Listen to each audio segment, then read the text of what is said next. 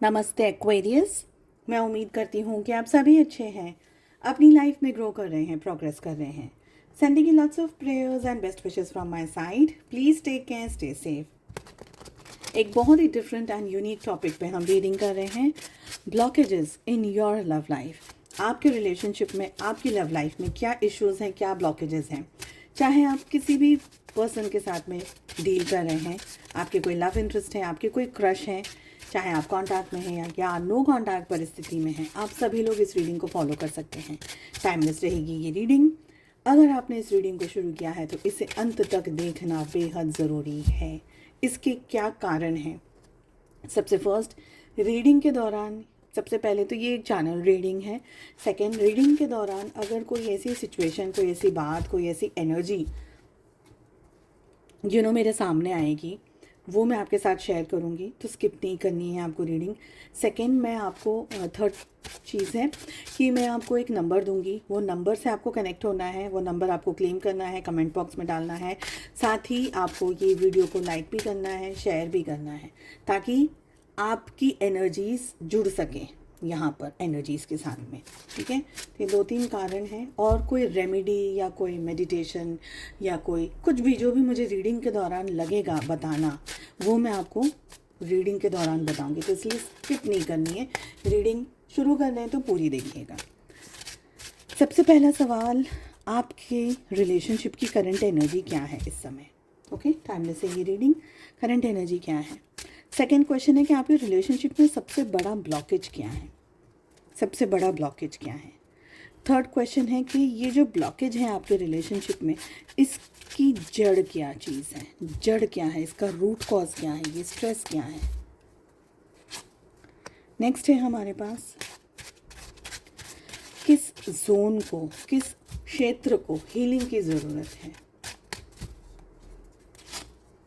Next है हमारे पास, आप क्या स्टेप्स ले सकते हैं ताकि ये जो ब्लॉकेजेस हैं, ये जो स्ट्रेस है, ये जो प्रॉब्लम्स हैं, परेशानी है, ये ठीक कर सकें, इनको इनको हील कर सकें, इनको संभाल सकें। सेकेंड डेक से ज़रूरत हुई तो क्लैरिफिकेशंस के लिए मैं कार्ड लेने वाली हूँ, और थर्ड जो डेक है हमारे पास में, वहाँ से हम इम्पॉर्टेंट मैसेजेस भी लेंगे। चलिए शुरुआत करते हैं। आपके रिलेशनशिप की करंट एनर्जी क्या है? We have 7 of wands. Relationship की करंट एनर्जी में ये आ रहा है कि इस रिलेशनशिप में ओपन बातें नहीं हो रही हैं। चाहे आप लोग भले ही हस्बैंड वाइफ हैं, एक ही घर में रह रहे हैं, एक ही एरिया में रह रहे हैं, एक ही जगह पे रह रहे हैं, पर फिर भी आप लोगों के रिलेशनशिप में ओपन कम्युनिकेशंस नहीं हो रहे हैं। ओके, मैरिड हैं, अपने हस्बैंड वाइफ के लिए, स्पाउस के लिए रीडिंग को देख रहे, कोई भी बात है, पर आप लोगों के रिलेशनशिप में ना डिस्टर्ब्ड एनर्जीज हैं। आप दोनों ही जन, सबसे ज़्यादा आपके पार्टनर की एनर्जी आ रही है कि आपके पार्टनर, स्पेशली आपके पार्टनर, आपसे बातों को छुपा रहे हैं या आपसे एक डिस्टेंस मेंटेन कर रहे हैं। ये व्यक्ति आपके सामने आकर के बात नहीं करना चाहते। जो भी सिचुएशन है, कांटेक्ट, नो कांटेक्ट, जो भी सिचुएशन, ये व्यक्ति अपने तरफ से आकर के आपके साथ में बात नहीं करना चाहते हैं, चीज़ों को ठीक नहीं करना चाहते। एक इन्होंने ना घेरा बना के रखा हुआ है, जहाँ पर ये अपने आप को, इनको लग रहा है ये अपने आप को आपसे बचा रहे। क्यों बचा रहे?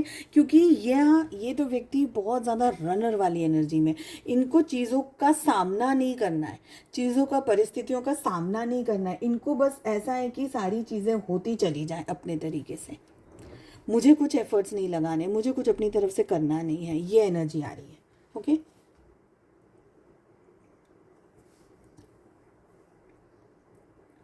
छोटी बड़ी कोई भी बात हो, ये पर्सन के साथ में आप खुल करके बात नहीं कर सकते।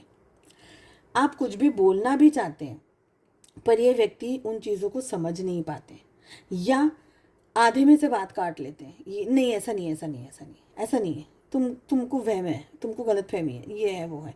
आपकी हर बात को नकार देते हैं ये पर्सन, ऐसा मुझे यहाँ पर लग रहा है। सेकेंड क्वेश्चन, कि आपके रिलेशनशिप का सबसे बड़ा ब्लॉकेज क्या है? 5 ऑफ कप्स। आपके रिलेशनशिप में फर्स्ट जो एनर्जी आ रही है वो ये आ रही है कि कोई एक व्यक्ति है जो कि खुद से खुश नहीं है। जब आप इस बात को ऐसे समझिएगा, सपोज अगर मैं खुद से खुश नहीं हूँ, अगर मेरी लाइफ में कोई इश्यू है, कोई प्रॉब्लम है जिसको मैं डील कर रही हूँ, हैंडल कर रही हूँ, मैं इंसान ही दुखी हूँ, समझिए इसको इससे, मैं दुखी राम हूँ, मैं दुखी इंसान हूँ। हर कोई भी मेरी लाइफ में पॉजिटिव चीज़ होती पर मैं उसको एक गलत एंगल से देखती हूँ और मैं अच्छे के बदले में उसकी सिर्फ बुराई करती हूँ कि नहीं ये तो ऐसा ही है, ये तो ऐसा ही है, तो ऐसा ही है। मतलब मैं दुखी हूँ पर्सन, मेरी सोल से ही मैं दुखी हूँ, मेरी आत्मा से, मेरी रूह से ही मैं दुखी हूँ। तो मेरे को सबसे पहले तो ये एनर्जी आ रही है कि ये पर्सन अपनी सोल से ये बहुत ज़्यादा दुखी पर्सन है, ये अपने विचारों से बहुत ज़्यादा दुखी पर्सन है। हकीकत में दुख है कि नहीं है, पर ये पर्सन दुखी है।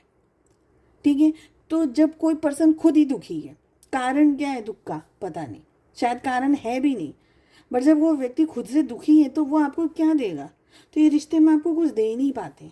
और अगर रिश्ते में आप कोई पॉजिटिविटी दे भी रहे, आपने अच्छा खाना इनको बना के खिला भी दिया, तो इनके मुंह से तारीफ कम निकलेगी पर बुराई ज़्यादा नहीं। अरे इसमें ये तड़का मारा होता ना तो ऐसा बनता, आपको अप्रिशिएट करने के बदले, आपकी तारीफ करने के बदले, आपके अच्छे पॉजिटिव चीज़ को देखने के बदले, तुम्हारा तो ये प्रॉब्लम है, तुमने मेरे लिए आज ये कर दिया, तुमको तो ये आता ही नहीं है, तुमको तो ऐसा बोलना है, या जो भी हमारी आमतौर की ज़िंदगी में हम देखते करते रहते हैं।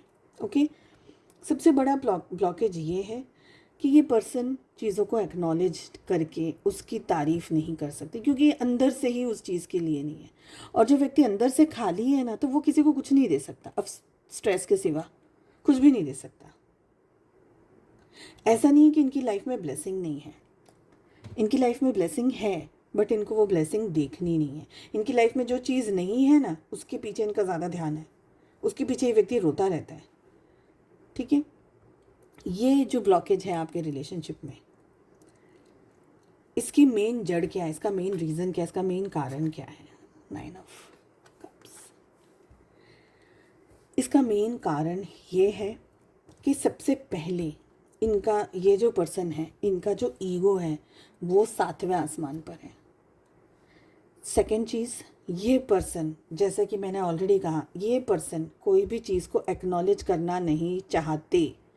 इनको लगता है कि ऐसा नहीं हो सकता, ऐसा नहीं होता है, जो मैंने बोला वो सही है, जो मैंने कहा वो सही है, चाहे ये पर्सन मेल है चाहे ये पर्सन फीमेल है।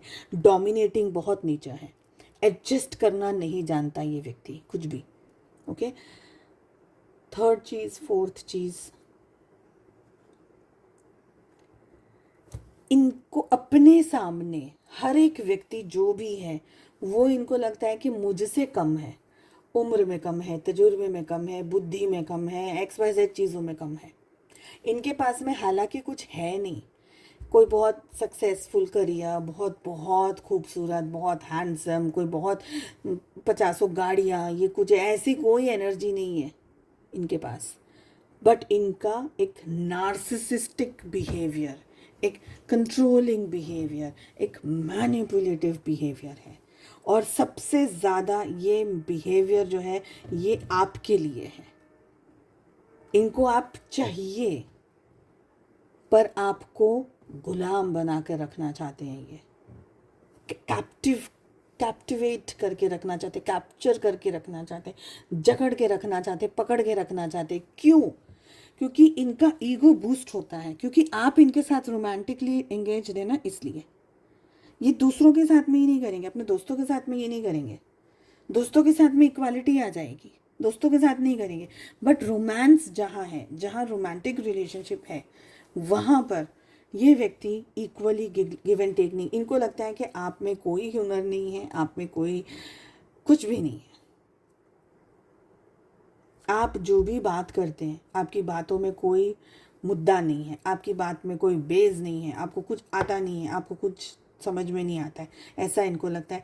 मुझे यहाँ पर एनर्जी यानी कि व्यक्ति ना आपको बहुत डिसरिस्पेक्ट करते हैं। कमेंट करके बताइएगा क्या ये एनर्जी मैच कर रही है आपके साथ। ये व्यक्ति बहुत ज़्यादा डिसरिस्पेक्ट करते हैं आपके साथ। ठीक है, हीलिंग की कहाँ ज़रूरत है, किसको ज़रूरत है हीलिंग की? टेम्परेंस की एनर्जी आ रही है। I need to clarify this card. Healing की कहाँ ज़रूरत है? दोनों को ही ज़रूरत है। सबसे पहले आपको किस चीज़ की ज़रूरत है? आपको अपने ट्रॉमास हील करने हैं। इस रिलेशनशिप से जुड़कर, इस व्यक्ति से जुड़कर के आपको जो स्ट्रेस हुआ है, आपको जो परेशानी हुई है, आपको जो दिक्कत का सामना करना पड़ रहा है, आपको उन चीज़ों से अपने आप को हील करना है। आपका कमेंट करने का नंबर है 444। ठीक है, 444 आपको कमेंट करना है। कमेंट करिएगा, लाइक करिएगा, वीडियो को लाइक करिएगा, चैनल को सब्सक्राइब कर लीजिएगा, ताकि आपकी एनर्जीज़ यहाँ पर हम जुड़ जाएं एनर्जीज़ के साथ में। आने वाली रीडिंग्स और ये रीडिंग्स में आपकी एनर्जीज़ मेरे को पता चले और फिर उसके हिसाब से हम रीडिंग करें। ठीक है, वापस वही कार्ड आ रहा है, सेम कार्ड। ये पर्सन के साथ में आप जो भी आपका रिलेशनशिप, हस्बैंड वाइफ है, कमिटेड रिलेशनशिप है, दोस्त है, सॉरी दोस्त यानी लॉन्ग डिस्टेंस रिलेशनशिप है, ऐसे कोई भी एनर्जी, आपको सबसे पहले खुद को हील करना है। बिकॉज रीडिंग आप देख रहे हैं, वीडियो आप देख रहे हैं, हील आपको करना है। आपको अपने अंदर बैलेंस लेकर के आना है। क्या करना है? और ये मेडिटेशन सिर्फ और सिर्फ आपके लिए है, जो मैं अब कह रही हूँ। ओके, कमेंट करना है 444। मेडिटेशन शुरू होता है यहाँ से। आपको बैठना है, आपको इमेजिन करना है। सबसे पहले तो आपको बैठना है कोई एक व्यवस्थित जगह पर। टेबल पे सॉरी कुर्सी पे बैठ सकते हैं आप, स्टूल पे बैठ सकते हैं, ज़मीन पे बैठ सकते हैं। ज़मीन पर अगर बैठ रहे हैं तो आपको है ना कुछ बिछा कर बैठना है। कोई मैट है, कोई कारपेट है, कोई भी चीज़ के ऊपर बैठना है। खाली ज़मीन पर नहीं बैठना, बेड पे नहीं बैठना है, बेड के ऊपर नहीं बैठना है, बिल्कुल भी नहीं। ओके, तो या तो फिर आप टेबल कुर्सी ऐसे किसी चीज़ पे बैठेंगे, ज़मीन पे बैठेंगे, आप कोई भी और चीज़ पे बैठे, गार्डन में बैठ जाइए। ठीक है, गार्डन चेयर्स पे बैठ जाइए, जहाँ भी आपको ठीक लगे पर बैठ जाइए। ठीक है, सेकंड चीज़, अपने सामने कोई परफ्यूम, कोई कैंडल, कोई अगरबत्ती ऐसा कुछ जला सकते हैं तो जलाइए, नहीं जला सकते कोई बात नहीं। अगर आप घर के अंदर बैठे, चार दीवारी के अंदर बैठे, तो कैंडल रखना है या दिया रखना है या अगरबत्ती रखनी है। ठीक है, पर अगर आप नेचर के अंदर बैठे हैं, गार्डन में बैठे हैं सपोज, या रात में बैठे हैं सपोज, तो आप कुछ भी नहीं रखेंगे तो चलेगा। अगर आप गार्डन में बैठे, नेचर में बैठे, ज़मीन, तब आपको ज़मीन से अपने पाँव टच करने हैं, ज़मीन पे। तभी शूज़ स्लीपर्स उतार करके, कारपेट भी नहीं चाहिए, ज़मीन पर पाँव आपको टच करने हैं। ओके, ठीक है। घर में बैठे हैं तो कारपेट पे बैठना है। गार्डन में बैठे हैं, चाहे वो गार्डन में घास है, नहीं है, ज़मीन है, जो भी है, तो फिर नंगे पाँव बैठना है। सीमेंटेड फ्लोर होगा तो भी चलेगा नंगे पाँव, पर गार्डन में बैठे, नेचर में बैठे, पेड़ पौधों के साथ बैठे, तो आप नंगे पाँव बैठ सकते हैं। अब आपको करना क्या है? आपको अपने आप को देखना है। आपको ये देखना है कि एक बहुत ही खूबसूरत जगह पर आप बैठे हैं। आप शायद समझिए कि आपको नेचर पसंद है, पेड़ पौधे पसंद है, तो वहाँ बैठे हैं। समुद्र पसंद है, वहाँ बैठे हैं। माउंटेन्स पसंद है, वहाँ बैठे हैं। आपको बीच पसंद है, जो भी आपको पसंद है, वाटर बॉडीज़ पसंद है, वहाँ बैठे। स्विमिंग पूल को नहीं देखना है, नेचर को देखना है। ओके, आपने ये देखा, आप बैठे हैं शांति से, आप ब्रीदिंग एक्सरसाइज कर रहे हैं। अपनी ब्रीदिंग को नॉर्मल रखिएगा। अपने आप को प्रेजेंट में, इस हाल फिलहाल की सिचुएशन में आपको इमेजिन करना है। तो मेरा नाम स्वाति है। मुझे ये बोलना है कि मैं एक स्वाति बहुत ही खूबसूरत, बहुत ही अच्छी जगह पर बैठी है। बहुत अच्छे से वो स्वाति अच्छे से बैठी है, बहुत शांत है, उसके मन में कोई विचार नहीं चल रहा है। स्वाति एकदम शांति से बैठी है, नेचर को एंजॉय कर रही है। तब आपको देखना है, इमेजिन करना है कि आप नेचर को देख रहे हो। आपको अपनी आंखें बंद करनी, पर आपको वो बंद आंखों से देखना है कि आपके आगे क्या है। एक बहुत अच्छा समुद्र है, बहुत अच्छा गार्डन है, घास है, फ्लावर्स है, वहाँ पर बच्चे खेल रहे हैं, जो भी आप देखना चाहें वो देखना है। तो आपको वो नज़रों से देखना है कि यहाँ पर क्या हो रहा है। ठीक है, अब आप ये वापस से चेयर पे बैठे हैं और आप सब देख रहे हैं। कुछ खाना है तो आप खा भी सकते हैं ड्यूरिंग दिस थिंग, जो भी आपको कंफर्टेबल लगे, बट पॉजिटिव। फिर हाश नॉनवेज वगैरह नहीं, ऐसा हेल्दी मील, एप्पल, ऐसा कुछ भी देख सकते हैं। अब आपको क्या करना है? आपको ये बोलना है कि मेरी अब तक की लाइफ में, बचपन से लेकर के अभी तक जो भी इश्यूज़ आए हैं, जो भी प्रॉब्लम्स आई हैं, वो सारे इश्यूज़ को, जो चीज़ आपको चुभी है अभी दिल में, जैसे सपोज़ कि बचपन में मार्क्स नहीं आए थे, मम्मी ने बहुत पीटा, तो आप वो चीज़ को याद करो। पता है मैं 5th ग्रेड में थी, आपको अपने आप से बात करनी है। पता है स्वाति, मैं 5th ग्रेड में थी ना, मेरे को मार्क्स नहीं आए थे, मेरे को एसएसटी में मार्क्स नहीं आए थे, मेरे मार्क्स बहुत ख़राब हुए थे। उसी ने मम्मी ने मेरे को बहुत मारा था, मुझे बिल्कुल अच्छी नहीं लगी ये बात। मैं बीमार थी ना, मेरे को बुखार आ गया था, फिर भी मुझे ये मारा। ठीक है, अब आपको सामने चेयर पर वापस से ये देखना है कि सामने की चेयर पर आप ही बैठे हो, डिवाइनली ब्लेस्ड, ऐसे आपकी हायर सोल बैठी है, वो आपको देखना है सामने के चेयर पे। और वो हायर सोल आपको बोल रही है कोई बात नहीं स्वाति, ये जो भी हुआ ठीक है, वो उस समय की बात थी, अब इस चीज़ को ना तुम पकड़ के मत रखो, इस चीज़ को रिलीज़ कर दो। तो आपकी हायर सेल्फ आपको बोल रही है इस चीज़ को रिलीज़ कर दो, ये आपको मेडिटेट करना है। तो आपकी लाइफ में जो भी इश्यूज़ आए हैं अब तक, आप अपने रिलेशनशिप को लेकर के, पढ़ाई को लेकर के, करियर को लेकर के, जो भी आपको लग रहा है कि मेरे रिश्ते में ये मेरी ज़िंदगी की इश्यूज़ है, जॉब नहीं मिल रही, रिलेशनशिप में इश्यूज़ है, हेल्थ में प्रॉब्लम्स है, XYZ, ये सारी चीज़ें आपको वहाँ पर बोलनी है। और आपकी हायर सेल्फ आपको गाइडेंस दे रही है। अब आपकी हायर सेल्फ आपको कोई भी गाइडेंस दे सकती है। तो आप अपनी हायर सेल्फ से पहले तो प्रे करेंगे यूनिवर्स को और बोलेंगे कि मेरी हायर सेल्फ यहाँ आकर के मुझे गाइडेंस दे। उसके बाद में आप ये शुरू करेंगे। ठीक है, आपकी हायर सेल्फ आपको गाइडेंस दे रही है, आपसे बात कर रही है, आपको बता भी रही है कि ठीक है अब तुम अपनी लाइफ में ये करो, तुम इस तरीके से अपनी चीज़ों को डिटॉक्स कर दो, अपनी मेंटल हेल्थ का ज़्यादा ध्यान रखो, फिजिकल हेल्थ का ज़्यादा ध्यान रखो। सुनिए आपकी हायर सेल्फ आपको क्या बोल रही है। अब इसमें ये एक चीज़ हो सकती है कि शायद फर्स्ट टाइम आप इस मेडिटेशन को कर रहे हैं, आपकी हायर सेल्फ आपको ये कनेक्शन नहीं जुड़ रहा है, आपकी हायर सेल्फ आ नहीं रही है, आपकी हायर सेल्फ आके चलो बैठी कुछ बोल नहीं रही है, ऐसा हो सकता है। पर अगर ऐसा होता है तो कोई बात नहीं, स्ट्रेस नहीं करना है। आपकी हायर सेल्फ अगर बैठी भी है तो बैठी है, आपको जो बोलना है आप बोल दीजिए।